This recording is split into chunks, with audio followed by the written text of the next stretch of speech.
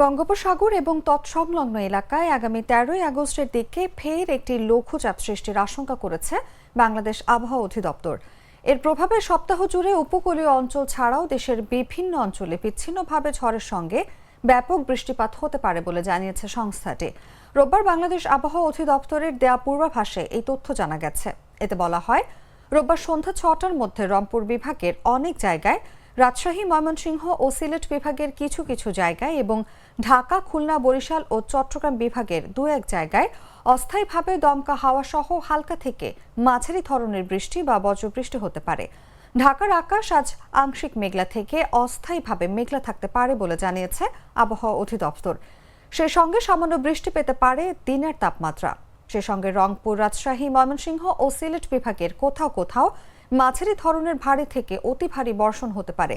এছাড়া সারা দেশে দিন এবং রাতের তাপমাত্রা সামান্য বাড়তে পারে।